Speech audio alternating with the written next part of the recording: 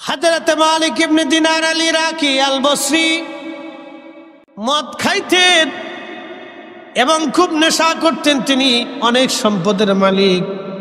তা একদিন তিনি ওয়াজ করতেছে, একজন লোক দাঁড়ায় বলল, হে মালিক ইবনে দিনার, তোমার জীবন পরিবর্তন কেমনে হলো?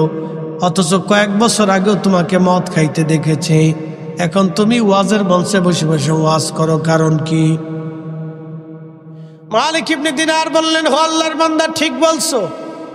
আমি একদিন মদপায়ী ছিলাম, মদ খাইতাম আমি, তা আমার জীবন পরিবর্তন হয়েছে একটা কারণে। বলে, কারণ কি বলবানি? বলে, হ্যাঁ, কারণটা হলো আমি এত পরিমাণে মদপায়ী ছিলাম যে বরাতের রাত্র, কদরের রাত্র আমি ইবাদত বাদ দিয়ে সারা রাত্র মদ খাইতাম। এত নিকৃষ্ট। তা আমি মদ পান করতেছি, আমার ছোট্ট মেয়েটি আমার সাথে খেলাধুলা করতো, দৌড়াদৌড়ি করতো, আমাকে ছাড়া কখনো সে থাকতো না।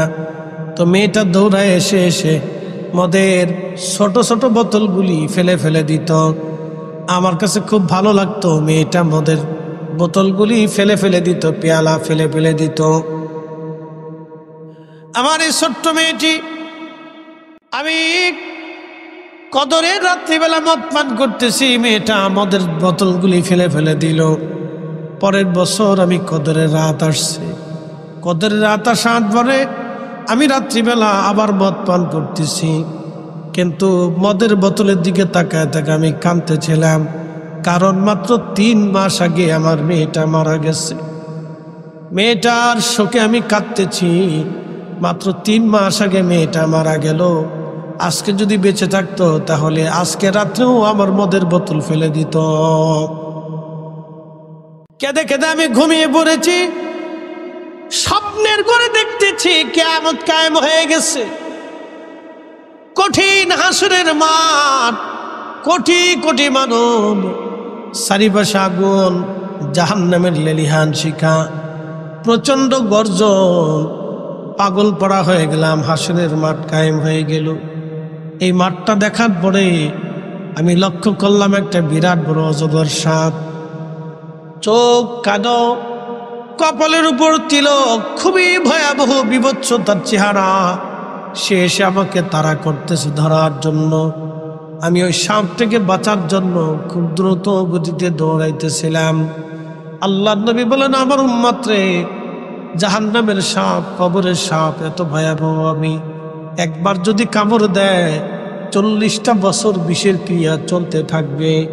আর ওই সাপটা এত ভয়াবহ, ও যদি পৃথিবীর মধ্যে এসে একবার নিঃশ্বাস ছাড়ত, আমার পৃথিবীর নিঃশ্বাসে বই কঠিন বিষাক্ত ক্রিয়ার কারণে আমার পৃথিবীর বায়ুমণ্ডল দূষিত হয়ে যাইত। কল্পনা করতে পারত, ওই সাপ যদি একবার পৃথিবীতে নিঃশ্বাস দিত, তামাম পৃথিবীর বায়ুমণ্ডল বিষাক্ত হয়ে যাইত।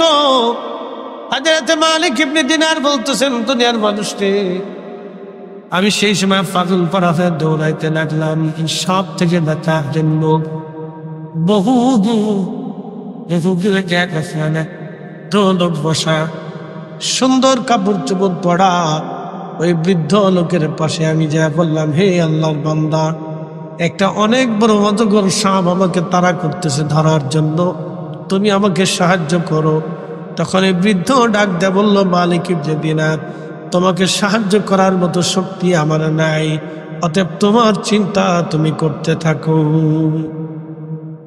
মালিক ইবনে দিনার বলেন, আমি আরো দৌড়াইতে লাগলাম, কিন্তু পারি না, কষ্ট হচ্ছে আমার। বহুদূরে যাওয়ার পরে আমি লক্ষ্য করলাম একটা সুন্দর আলিশান প্রাসাদ। সুন্দর এই প্রাসাদ দেখে আমি দৌড়াই গেলাম।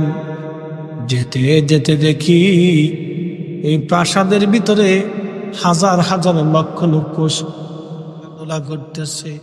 প্রাসাদের একজন ফেরেশতা দরজা খুলে দিয়ে বলল, একজন আল্লাহর বান্দা বিপদগ্রস্ত হয়ে গেছে, তার কোনো আমানত বুঝি প্রাসাদের মধ্যে আছে, সে আমাদের দিকে দৌড়ে আসতেছে, দরজা খুলে দাও। দরজা খুলে দেওয়া হলো। আর ওই ফেরেশতা ঘোষণা দিয়ে বলল, কে তোমরা তাড়াতাড়ি বের হও হে বাচ্চারা, একটা লোক দৌড়ে আসতেছে, তাকে সাহায্য করা লাগবে। লক্ষ লক্ষ বাচ্চারা আমার দিকে দৌড়ে আসতে লাগলো। আমি দৌড়ে প্রাসাদের দিকে যেতে লাগলাম। যায় দেখি আমার সেই ছোট্ট খুকি মেয়েটা, কলিজার টুকরা সন্তান, ওই প্রাসাদের মধ্যে লক্ষ লক্ষ বাচ্চাদের সাথে দৌড়ায় আসতেছে। দৌড়ে আসার পরে বাচ্চা আমাকে জড়িয়ে ধরলাম, আমি বসে বললাম, কোলে নিলাম। সাপটা কাছে আসার পরে আমার মেয়েটা সাপটাকে তাড়া করলো, সাপ দৌড়ে পালায় চলে গেল। মেয়েটা আমাকে জড়িয়ে ধরছে, আমি কোলের মধ্যে বসে রইলাম। ছোট্ট মেয়েটা আমার দাড়িগুলি চুলগুলি লাড়িয়ে লাড়িয়ে দিচ্ছিল আর বলতেছিল, আব্বু তোমার কি এখনো সময় হয় নাই? খারাপ কাজ থেকে তুমি ফিরে আসবা বাবা। আমি বললাম, মারে আজকে হাসরের মাঠে কঠিন এই বিপদের দিনে ওই সাপটা কি? মেয়েটা আমাকে ডাক দিয়ে বলল, আব্বা জান, এই সাপটা হলো আপনার গুনাহ। আপনি পৃথিবীতে অন্যায় করেছেন, গুনার কাজ করেছেন, এই সাপটা হলো গুনাহ। আব্বা জান, আপনি অনেক গুনাহ করার কারণে আমার আল্লাহ এই গুনাহটাকে, অপরাধটাকে সর্প আকৃতি দিয়ে আপনাকে শাস্তি দেওয়ার জন্য আজকে তাড়া করতেছিল। যদি ধরতে পারতো বাবা, পৃথিবীতে ফিরে যাওয়ার আর কোনো সুযোগ ছিল না। বলে, মা ওই বৃদ্ধ লোকটাকে মেয়েটি ডাকতে বলতেছে, আব্বু ওই বৃদ্ধ লোকটা হচ্ছে তোমার নেক আমল। তুমি যারে বুড়া বানায় রাখছো, বৃদ্ধ বানায় রাখছো, তোমার তো নেক আমল শক্ত না, এই জন্য লোকটা বৃদ্ধ। আজকে তুমি তার কাছে গেছো, কিন্তু কোনো সাহায্য তোমারে করতে পারে নাই রে বাবা। বলতেছে, মা এই প্রাসাদ কিসের? বলে, এটা জান্নাত। এই প্রাসাদে কারা থাকে? বলে, আব্বা ছোট ছোট কালে, শিশুকালে যে মার কোল খালি করে, বাবার কোল খালি করে যে বাচ্চারা ফিরে আসে, আল্লাহর ডাকে সারা দিয়ে চলে আসে, তাদেরকে আমার আল্লাহ এই জান্নাতের মধ্যে রেখে দেয়। সুবহানাল্লাহ। আব্বা জান, কিয়ামতের ময়দানে ছোট ছোট বাচ্চারা বাবা মাকে সুপারিশ করে জান্নাতে নিয়ে চলে যাবে। একসাথে জোরে বলেন আল্লাহু আকবার। মালিক ইবনে দিনার বলতেছিলেন, মা তুমি প্রাসাদের মধ্যে কি করো? বলে, আব্বা জান, আমাকে ইন্তেকাল করার পরে আমার আল্লাহ আমাকে এইখানে দিয়ে দিছেন। আব্বা, আমি যদি আজ ইন্তেকাল না করতাম তাহলে পৃথিবীতে আপনি আর কখনো ফিরে যেতে পারতেন না, ওই সর্পের কবলে আপনাকে রেখে দেওয়া হতো। আব্বা জান, এখনো কি সময় হয় নাই আপনার মেয়েটা দুনিয়ার থেকে চলে আসার কারণে আজকের কঠিন বিপদ থেকে আল্লাহ আপনাকে বাঁচাই দিয়েছে? আব্বা জান, এখনো কি সময় হয়নি আপনি আল্লাহর দিকে ফিরে যাবেন? এখনো কি সময় হয়নি আপনি নামাজে আসবেন? এখনো কি সময় হয় না আপনি জিকির আসবেন বাবা? এখনো কি সময় হয় না আপনি ইবাদতে আসবেন? এখনো কি সময় হয় না আপনি আল্লাহর ফিকিরে বসবেন? বাবা তওবা করে নেন, ভালো হয়ে যান। আব্বা জান, আপনি আর মদ খাবেন না, আপনি আর অন্যায় করবেন না, আল্লাহ থেকে জুদা হবেন না। মেয়েটার এই কথা শোনার পরে মালিক ইবনে দিনের ঘুম ভেঙে গেল। ঘুম ভেঙে যাওয়ার পরে উনি গোসল করলেন, ওযু করলেন, পাকসাব হইয়া নামাজ পড়িয়া সেজদার মধ্যে পড়ে কাঁদার কয়, রাব্বি আমি আর জীবনে কোনোদিন খারাপ কাজ করব না। বলে, আল্লাহর বান্দা, ওই স্বপ্নটা দেখার পরে আমি সমস্ত দুনিয়াবি কাজ ছেড়ে দিয়েছি, আমি সব সম্পদ আল্লাহর রাস্তায় দান করে দিয়ে দিনহীন আল্লাহর মুসাফির হয়ে আমি রাস্তায় বের হয়ে গেছি। এখন আল্লাহ খাওয়াইলে খাই, না হইলে না খেয়ে থাকি। আল্লাহ পাওয়ার জন্য রাস্তায় বের হয়েছি। আমি মালিক ইবনে দিনার দুনিয়া ছেড়ে দিয়েছি, কারণ ওই আখিরাতের নেকের পাল্লা ভারী করতে হবে। সেই জন্য আমি মালিক ইবনে দিনার পরিশ্রম করে যাচ্ছি। আল্লাহর বান্দা, তুমি ঠিক দেখেছ, 2 বছর আগে আমি মদ পাইছিলাম, এখন আমি তওবা করে আল্লাহ রাস্তায় ভালো হয়ে গেছি। একবার জোরে বলা যাবে আল্লাহু আকবার। ইল্লাল্লাযীনা আমানু ওয়া কানু ইয়াত্তাকুনা লাহুমুল বুশরা ফিল হায়াতিদ দুনিয়া ওয়া ফিল আখিরাহ। আল্লাহ বলেন নিশ্চয় যারা আমল করবে, ঈমান আনবে এবং নেক আমল করবে, মুত্তাকি হবে, আমার আল্লাহ ডাক দিয়ে বলতেছেন লাহুমুল বুশরা ফিল হায়াতিদ দুনিয়া ওয়া ফিল আখিরাহ। দুনিয়াতেও তাদের জন্য সুসংবাদ, আখিরাতেও তাদের জন্য সুসংবাদ। জিন্দেগি তোর যাইরে ফাঁকি দিয়া রে সোনাদু, জিন্দেগি তোর যায় ফাঁকি দিয়া। ও আদাবুরি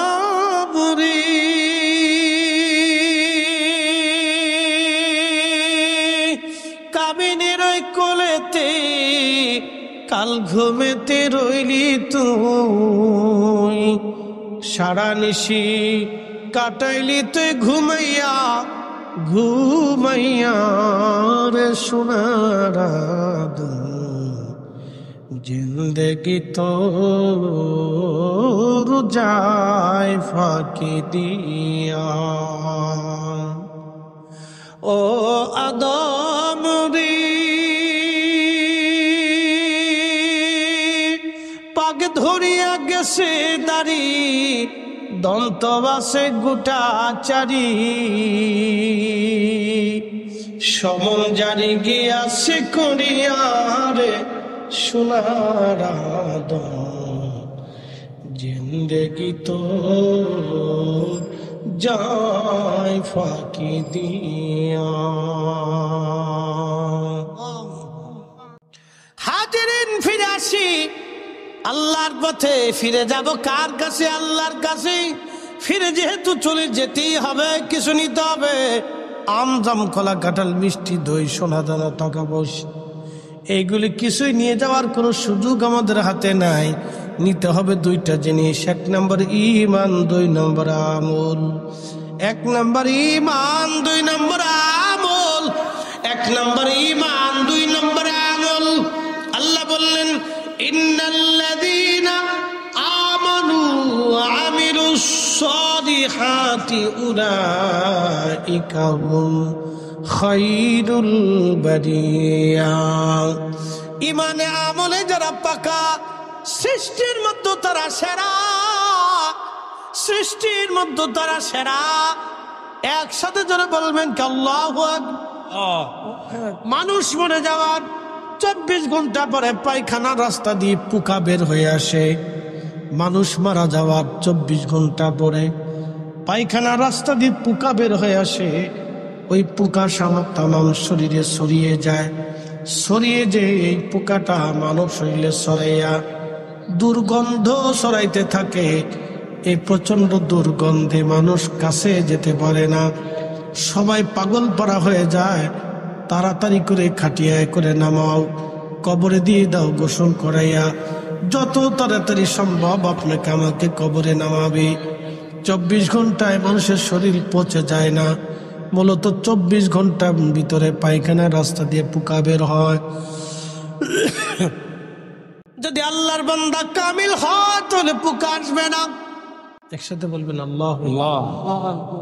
যদি আল্লাহর বান্দা কামিল হয় পোকা আসবে না, শরীর পচবে না, নষ্ট হবে না। যদি আল্লাহর নবী কবুল করে নাই তাহলে সে জান্নাতি জান্নাতি জান্নাতি। একবার জোরে বলা যাবে কি মারহাবা মারহাবা, জান্নাতি জান্নাতি জান্নাতি জান্নাতি।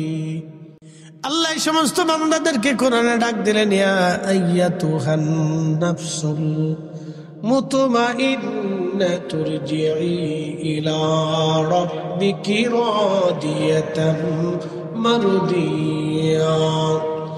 হে নফসে মুতমাইন্না, তুমি আসো, আমি আল্লাহর দিকে আসো, আমি আল্লাহর সন্তুষ্টির দিকে চলে আসো। আমি আল্লাহ তোমার উপরে খুশি, আসো।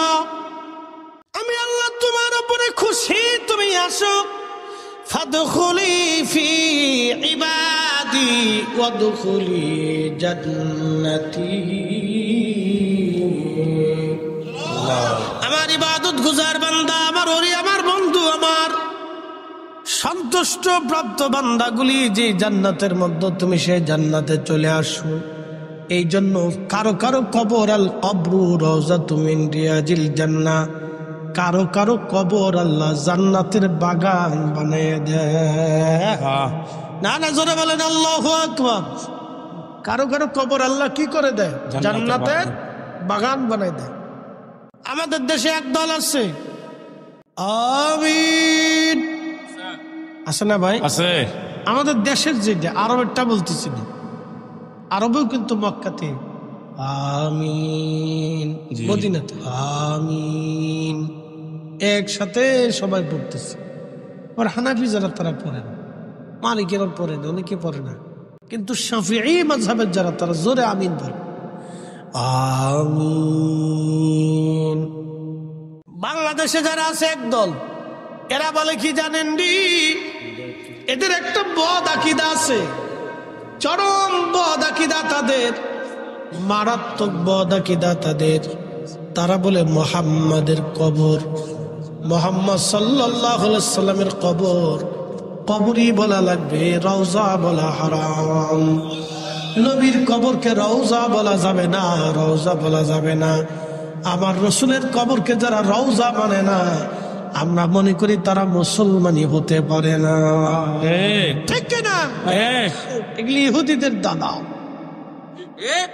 আচ্ছা বলেন, কোরআন শরীফ মিথ্যা হবে? চেঞ্জ হবে? পরিবর্তন সংযোজন বিয়োজন কোন সুযোগ আছে?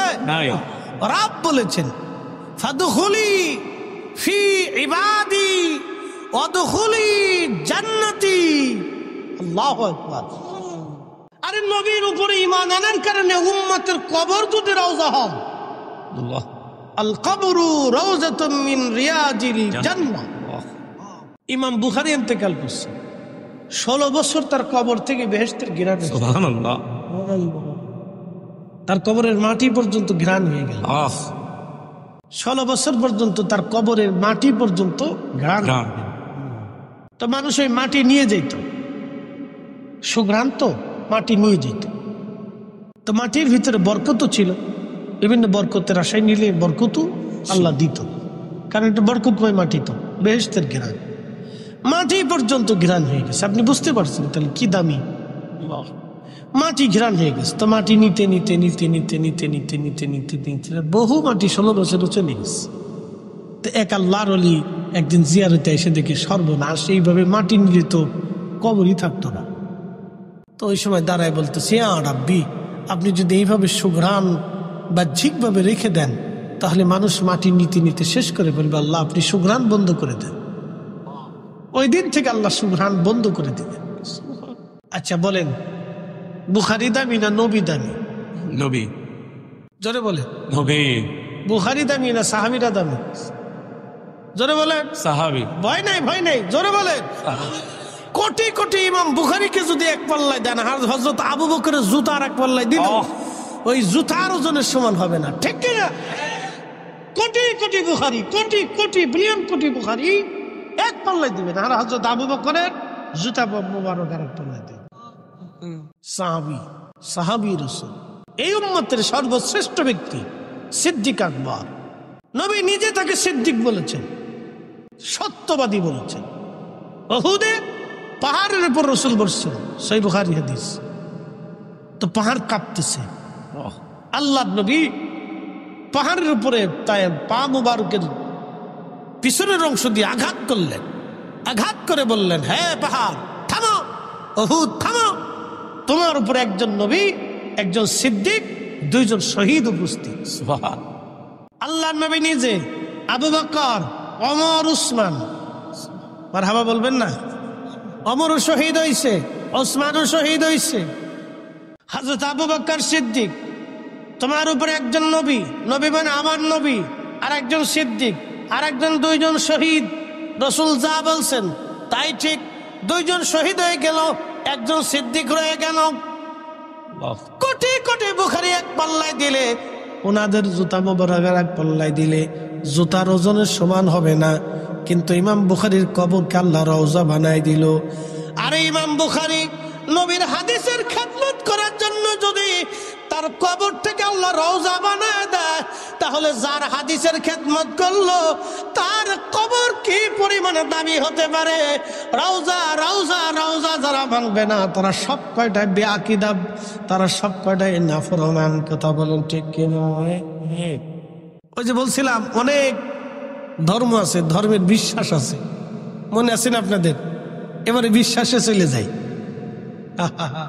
খালি যারা বুকে হাত বেঁধে নামাজ পড়ে তাদের বিশ্বাস মুহাম্মদ সাল্লাল্লাহু আলাইহি সাল্লামের কবর, কবর বলতে হবে, রওজা বলা যাবে না। তাহলে আপনি কি মনে করেন ওর পিছনে নামাজ পড়ার সুযোগ আছে না? যতদূর পারেন পড়েন, অসুবিধা নাই, বিরাট নেকের কাজ হবে, বহুত ফায়দা, চিন্তার কোনো কারণ নেই, বহুত ফায়দা হবে, পড়তে থাকবেন। আমার দেশের কিছু যুবকরা বুঝে সুঝে না, মনে করছে একবারে বিরাট বড় বুজুর্গ। শোনেন, আপনারা বুঝে পা বাড়াবেন। এদের আকিদা আবার আর একটা বদ আকিদা আছে। মুহাম্মদ সাল্লাল্লাহু আলাইহি সাল্লামের আব্বা আম্মা দুইজন কাফের, যেটা বলেন তারা জাহান্নামী, নাউযুবিল্লাহ। খালি কাফের বানায় নেই, জাহান্নামেও পাঠাই দিচ্ছে। কি ভাবতেছেন আপনারা? আমরা বললে বলবে যে সব বেদাতি।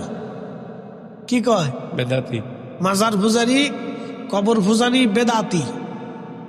ওরা দিনের কি বুঝে, ধর্মের কি বুঝে, আমরা ধর্মকর্ম বুঝি না, সব ওনরা বুঝে। ওনরা বুঝতে বুঝতে শেষ পর্যন্ত নবীর আব্বা আম্মারে জাহান্নামে পাঠাইছে, নাউযুবিল্লাহ। এরপরে কারে পাঠাইবো আল্লাহই জানে। কি কথা ঠিক কি না? বুঝতে বুঝতে কোন পর্যন্ত গেছে। আজাজিলও যেটা চিন্তা করে নাই, শয়তান আজাজিলও এত বড় চিন্তা করে নাই কোনোদিন। আজাজিল জানে যে আল্লাহর দপ্তরে বেয়াদবি করছি, ওখান থেকে আল্লাহ দুনিয়া ফাটাইছে, এখন যদি রসুলের দরবারে করি তাহলে পিঠের চামড়া থাকবে না। কি কথা কান না কে? মুসলমানদের দ্বিতীয় ওমর ইবনে আব্দুল আজিজ, যাকে মুসলমানদের দ্বিতীয় ওমর বলা হয়, তিনি হযরত ওমরের নসল, হযরত ওমরের বংশধর, হযরত ওমর ইবনে আব্দুল আজিজ। খুব মনোযোগ দেন। আল্লামা ইমাম জালালউদ্দিন সুয়ুতী রাহমাতুল্লাহি আলাইহি আল হাবিলিল ফতওয়া মাসালিকুল হানাফা বিওয়ালিদাইল মুস্তাফা ইরসালার মধ্যে তিনি লেখেন, ওমর ইবনে আব্দুল আজিজ ইসলামের প্রথম মুজাদ্দিদ। একসাথে বলবেন না মারহাবা। ওমর ইবনে আব্দুল আজিজ, যিনি মুসলমানদের দ্বিতীয় ওমর, তিনি এক গভর্নরকে তিনি তলব করলেন। তো উনি মুসলিম মিল্লাতের খলিফা। কত বড় খলিফা বলি? বর্তমানে ইরান, ইরাক, ইয়ামান, ওমান, কুয়েত, কাতার, দুবাই, বাহরাইন, সৌদি আরব, জর্দান, ফিলিস্তিন, Lebanon, Libya, Tunisia, Algeria, Morocco, Sudan, এরপরে আফ্রিকার আরো আনুষঙ্গিক দেশ সহ বিরাট মুসলিম মিল্লাতের খলিফা। বাংলাদেশের 400-500 দেশের সমান একটা দেশের খলিফা। তো ওনার কাছে এক গভর্নর আসছে, তলব করলেন। গভর্নরকে জিজ্ঞেস করলেন, গভর্নর, মুসলমানদের একটা গুরুত্বপূর্ণ পদে তুমি একজন কাফেরকে কি করে দায়িত্ব দাও? মানে ওই গভর্নর মুসলমানদের একটা গুরুত্বপূর্ণ পদ, ধরেন গোয়েন্দা ডিভিশনের এক পদে একজন কাফেরকে দায়িত্ব দিচ্ছে। আপনি তো বুঝতেই পারতেছেন, তখন মুসলিম মিল্লাতের এত বড় একটা গুরুত্বপূর্ণ পদে একজন কাফের দায়িত্ব পেলে সে দায়িত্ব কিভাবে পালন করবে? নিশ্চয় খ্রিস্টান কাফেরদের কাছে তো তথ্য বিক্রি করে দিবে। তো খলিফা তাকে জিজ্ঞেস করলেন, গভর্নর, তুমি কি করে এত বড় গুরুত্বপূর্ণ একটা পদে কাফেরকে দায়িত্ব দিলা? তো গভর্নর জবাব দিচ্ছে, খলিফাতুল মুসলিমিন, আল্লাহ আপনাকে মাফ করুন, আপনি কি জানেন না নবীজির আব্বা আম্মাও কাফের ছিল? কি বুঝতে পারছেন আপনারা? ওই প্রেতাত্মা এখনো পৃথিবীতে আছে।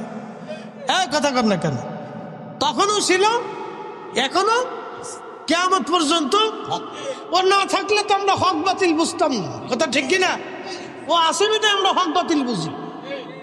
তখন ওমর ইবনে আব্দুল আজিজ রাহিমাহুল্লাহ তিনি পেরেশান হয়ে গেলেন, শুধু একটা শব্দ করলেন, কি বললি? তোর জিভ যদি কেটে ফেলতাম, তোর হাত যদি কেটে ফেলতাম, তোর পা যদি কেটে ফেলতাম। কি বললি? তোর হাত যদি কাটতাম, পা যদি কাটতাম, জিভ যদি কাটতাম। দুরহানা ফরমান, মুসলমানের কোন গভর্নরি পদে তোকে রাখাই যাবে না, একসাথে বলা যাবে না আল্লাহু আকবার।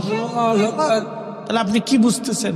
যদি ওমর ইবনে আব্দুল আজিজ আজকে পৃথিবীতে বেঁচে থাকতো, তাহলে এরকম বহু মৌলবীর জিহ্বা চলে যেত। তাদের বিশ্বাস দেখছেন আপনি? এটা বিশ্বাস, এটা নাম কি?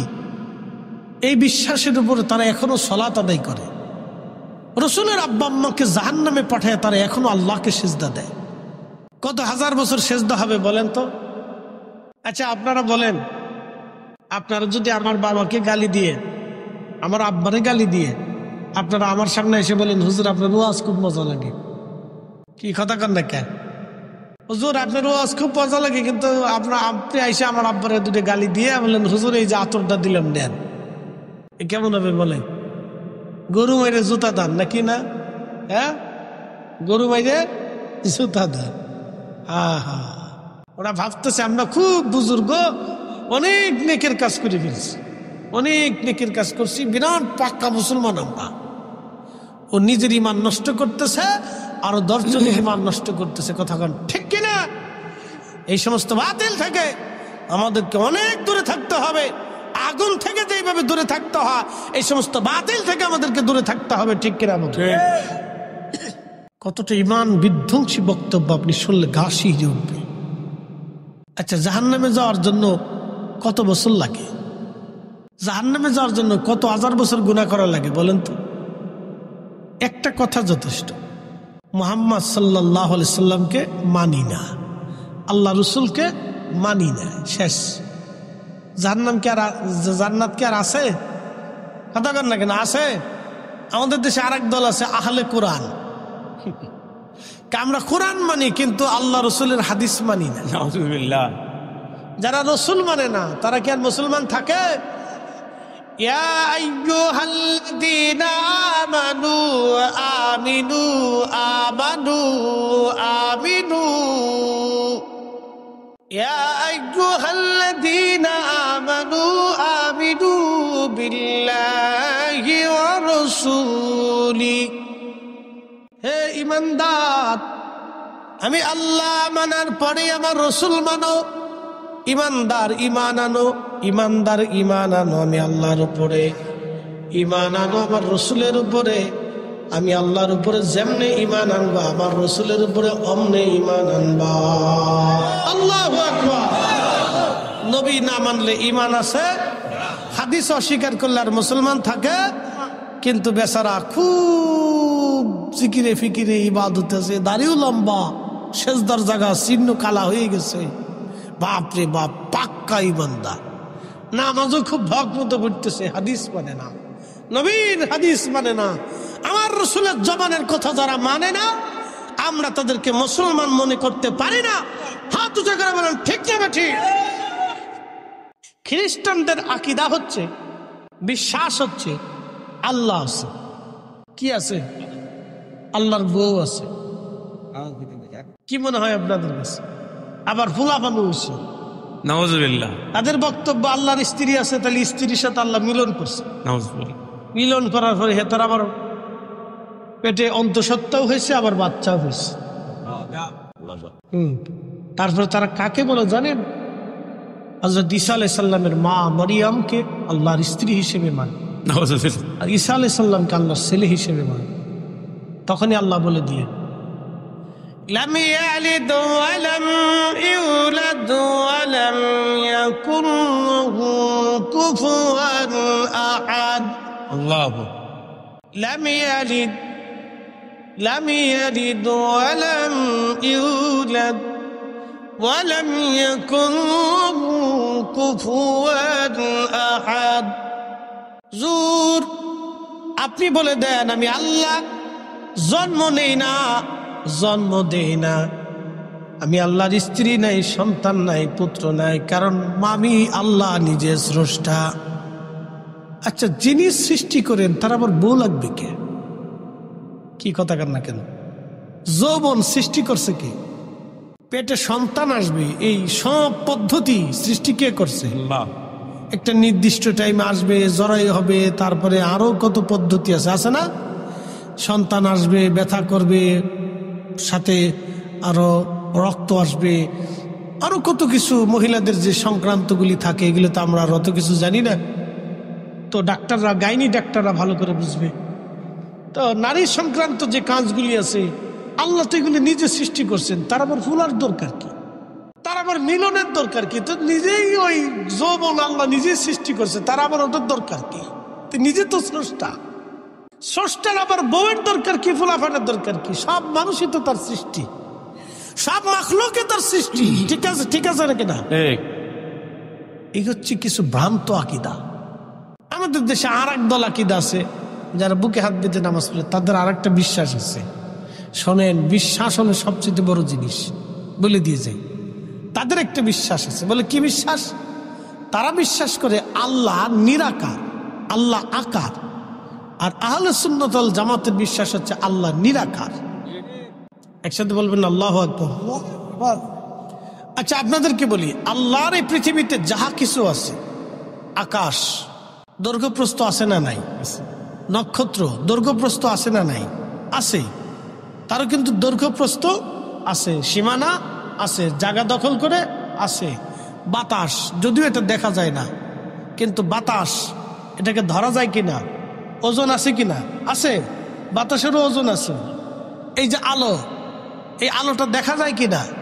দেখা যায়, এই আলো দেখা যায়। এই আলোর একটা গতি আছে। বলেন, এই আলোর গতি সৃষ্টি করছে কে? 1 সেকেন্ডে 1,86,000 মাইল দূরেই আলো চলে যায়। তো এই আলোর গতি যিনি সৃষ্টি করছেন তিনি কে? আল্লাহ। তাহলে আল্লাহ গতি থেকে মুক্ত, গতি থেকে মুক্ত। তো খুব মনোযোগ দিয়ে এই যে আবার দেখেন, এটা দৈর্ঘ্যপ্রস্থ আছে কিনা, ব্যাস ব্যাসার্ধ আছে কিনা, ওজন দখল করে আছে কিনা? আছে। তাহলে এই পেয়ালাটা কি আকার না নিরাকার? জোরে বলেন। আল্লাহ ব্যতীত সৃষ্টির মধ্যে যাহা আছে সব আকার, একমাত্র আল্লাহ হচ্ছে নিরাকার। এখন বলেন, আল্লাহকে কেউ আকার মনে করে যদি সেজদা দেয়, তাহলে কত হাজার বছর সেজদা দিলে নামাজ হবে? বলেন। এই জন্য আপনারা বুঝে সুঝে পা বাড়াবেন, বুঝে সুঝে পা বাড়াবেন। বিরাট বড় শায়েখ দেখে পাগল হয়ে যায় না। কারণ একটা কথা সারা জীবন মনে রাখবেন, আহলে সুন্নাত ওয়াল জামাতের আকীদা ছাড়া কোন মা ওলির জন্ম দিতে পারে নাই। আপনি দেখেন, সারা পৃথিবীতে মাটি খুঁজে হলে দেখান আমাকে, আহলে সুন্নাত ওয়াল জামাত ছাড়া, এই আকীদা ছাড়া কোন মা ওলির জন্ম দিছে সারা দুনিয়াতে আমাকে দেখাই দেন নাই। যদি দেখান তাহলে আমি আপনারটা মেনে নিব, আর যদি না দেখাইতে পারেন তাহলে আসেন, আহলে সুন্নাত ওয়াল জামাতটাই ঠিক।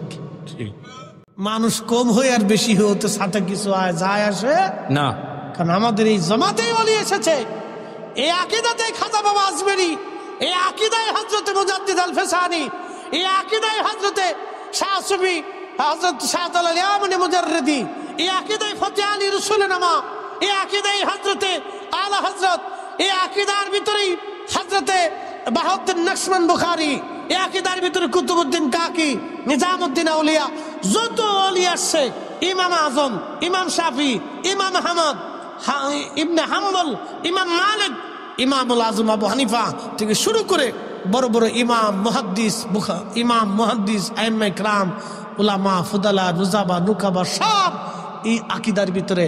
অতএব আহলে সুন্নাত ওয়াল জামাতের বাহিরে যা আছে সব বেদাতি ভণ্ড, বেদাতি ভণ্ড। কথা বলে ঠিক করছে ধুইরে, এগুলোর নাম বলা ঠিক না, এগুলো হলো অপদার্থ।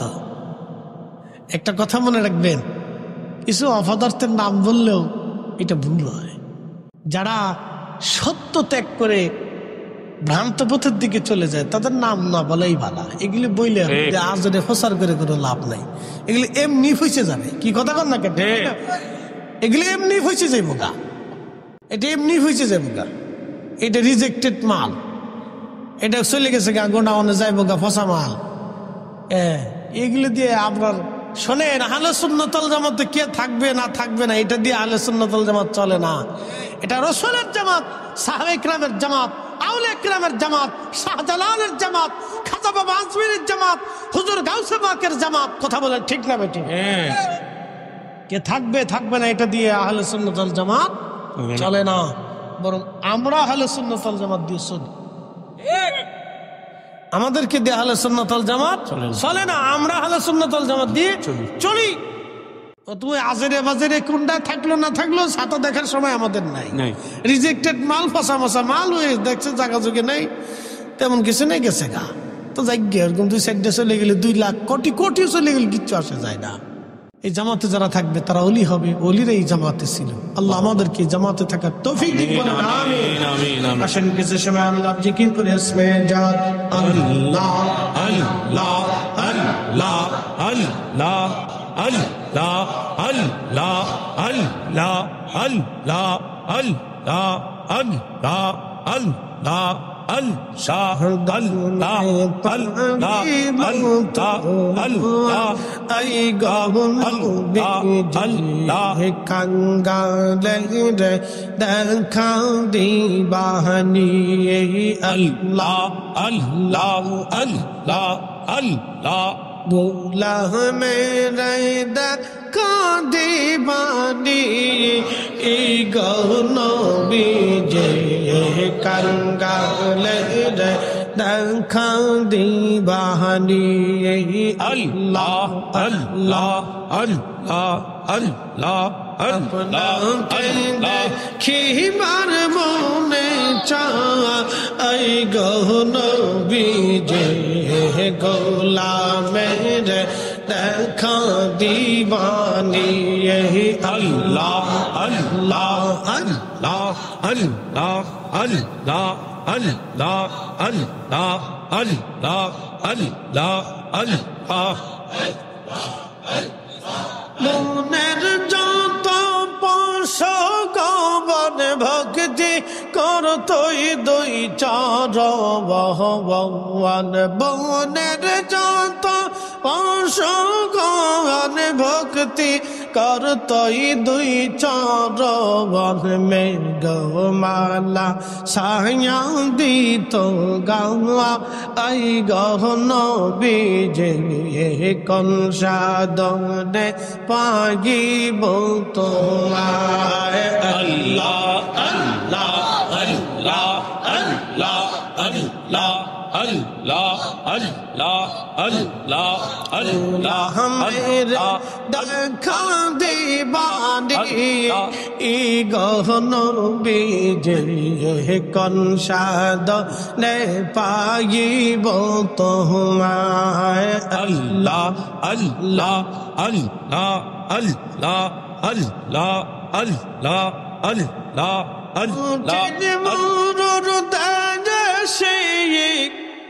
রাখালিয়ার বয়সে বপুরে চারান বহন জঙ্গলা আই গহন বিজে কনসা দনে পাইব তোমায় আল্লাহ আল্লাহ আল্লাহ আল্লাহ আল্লাহ আল্লাহ আল্লাহ আল্লাহ আল্লাহ আল্লাহ দেখা দিবানি গহন বিজে কোন সাধনে পাইব তোমায় আল্লাহ আল্লাহ আল্লাহ আল্লাহ আল্লাহ আল্লাহ আল্লাহ আল্লাহ আল্লাহ এই সমস্ত মুঝে জায়া দেখা হযরত খাদিজা